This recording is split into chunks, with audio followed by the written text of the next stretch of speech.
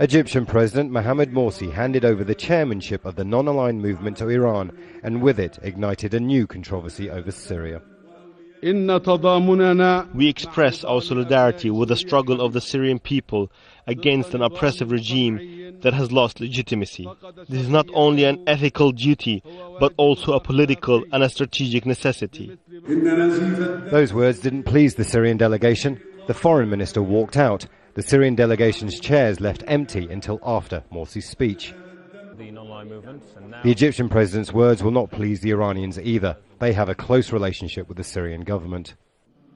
Iran's supreme leader, Ayatollah Ali Khamenei, also spoke at the meeting.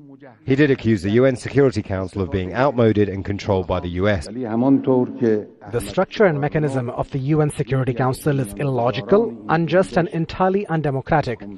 It is a flagrant form of dictatorship and it is outdated, based on the relics of the past. It is the misuse of this improper mechanism which enables the US and its allies to impose their bullying attitude on the world in the frame of a dignified concept. They talk of human rights even when what they mean is Western interests.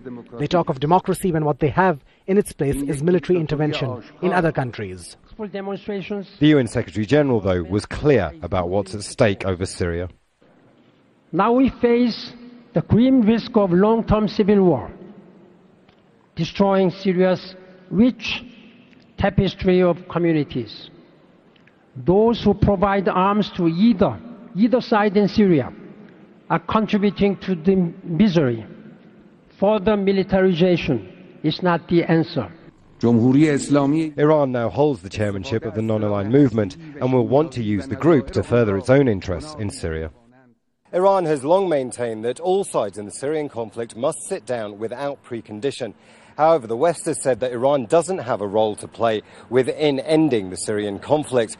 Now, it's likely that Iran will try and win the backing of the non-aligned movement to try and further its own interests and influence in Syria. Imran Khan, Al Jazeera, Tehran.